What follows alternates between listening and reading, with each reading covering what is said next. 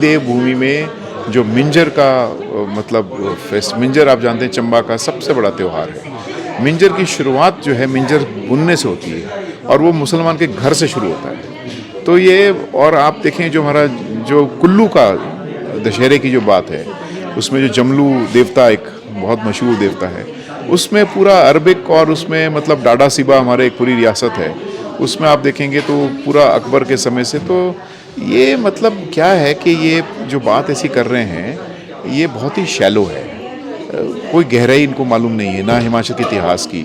और हिमाचल में देवी देवते तो बदलते रहे हैं, 3000 साल पहले देवते नहीं थे, देवियाँ ही थी। लेकिन फिर ये कोई 2000 साल पहले देवताओं का भी शुरू हो गया आगमन।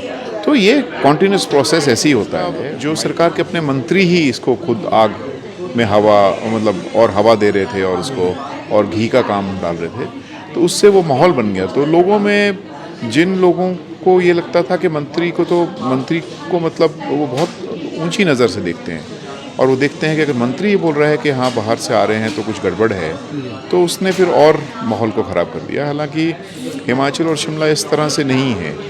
हम पहाड़ के लोग हैं, मतलब बहुत प्यार से सद्भाव से, और वहाँ एक आइडेंटिटी नहीं है। पहाड़ी आइडेंटिटी मल्टीपल है, उसमें आप देखेंगे तो अलग अलग रीजन में अलग अलग आइडेंटिटी, इसको मल्टी एथनिसिटी बोलते हैं।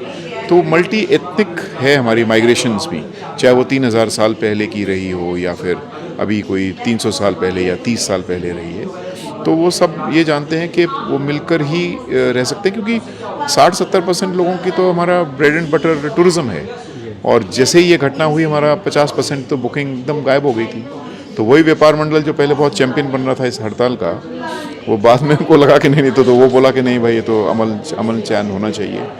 देखिए 2-3 बातें हैं। एक तो ये है कि ओवरऑल ये बहुत ही सिस्टमैटिक ढंग से योजनाबद्ध तरीके से किया गया है, पहला तो ये है। और इसके लिए मतलब काफ़ी तैयारी से किया गया है, नहीं तो इतनी छोटी सी घटना, एक बाल काटने के पैसे ना देना, उस पर मारपीट होना, और वो मस्जिद का, जिस मस्जिद को मैं उस शहर में मुझे ही नहीं पता था कि वहाँ मस्जिद भी है। तो ये बहुत ही योजनाबद्ध तरीके। दूसरा हमें लगता है कि थोड़ा सरकार की भी लचीलापन रहा, मतलब वो जो उसको हैमर डाउन कर सकती थी वो नहीं किया उन्होंने। और तीसरा, जो सरकार के अपने मंत्री ही इसको खुद आग में हवा मतलब और हवा दे रहे थे और उसको और घी का काम डाल रहे थे, तो उससे वो माहौल बन गया। तो लोगों में जिन लोगों को ये लगता था कि मंत्री को मतलब वो बहुत ऊंची नज़र से देखते हैं और वो देखते हैं कि अगर मंत्री ये बोल रहा है कि हाँ बाहर से आ रहे हैं तो कुछ गड़बड़ है, तो उसने फिर और माहौल को ख़राब कर दिया। हालांकि हिमाचल और शिमला इस तरह से नहीं है।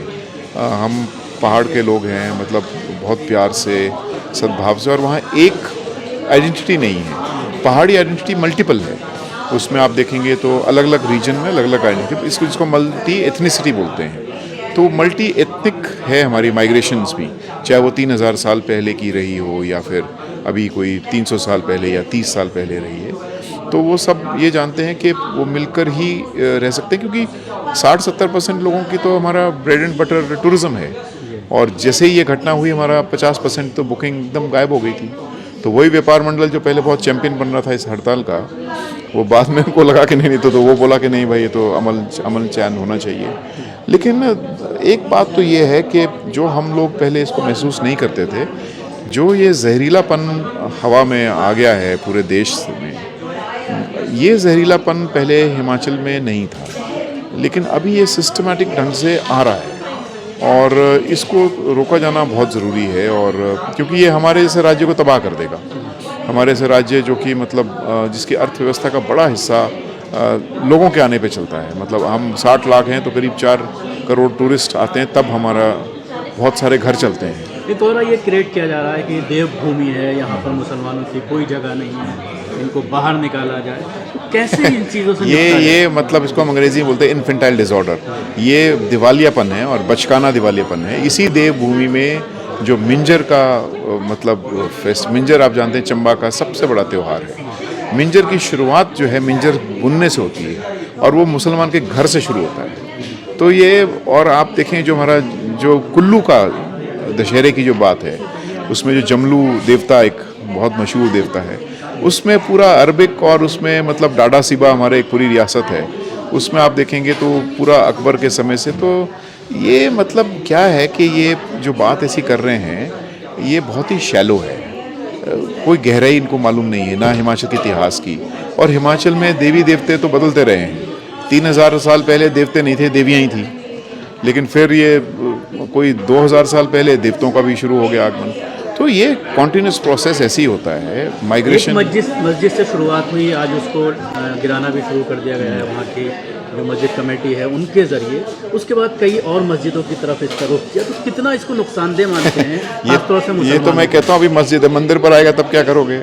अभी तो मस्जिद तो पूरी वक्फ की ज़मीन पर थी, मस्जिद थोड़ा इलीगल है, उसकी 2 मंजिल इलीगल है। तो यहाँ तो शिमला में मैं बता सकता हूँ कि 20 मंदिर फॉरेस्ट लैंड पर है, उनका क्या करोगे? मान लीजिए कोई कोर्ट में चले गया, उसने कहा भी देखो फॉरेस्ट लैंड पे तो मंदिर नहीं, फिर क्या करोगे?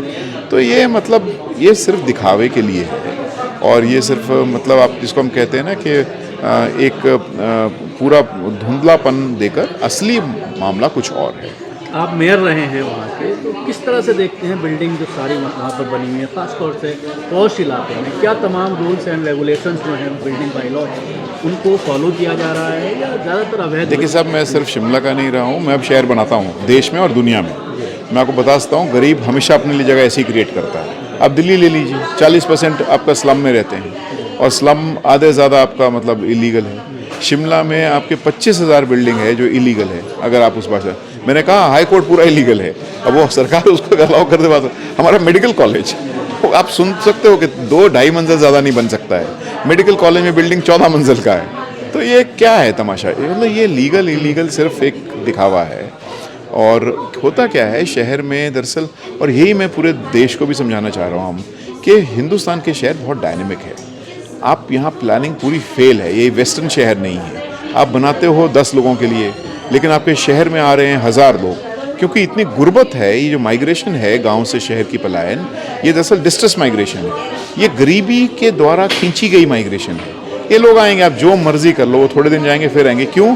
गांव में टिक नहीं सकते हैं। कांग्रेस की सरकार है, राहुल गांधी मोहब्बत की दुकान की बात करते रहे, लेकिन एक बार भी ना तो राहुल की तरफ से ना प्रियंका की तरफ से कोई ऐसा बयान आया। मंत्री ने एक बयान दिया हॉकर्स को लेकर, उस पर ज़रूर कुछ और नेताओं के जरिए उसको डाउन किया गया और उसको बयान को वापस लेना पड़ा।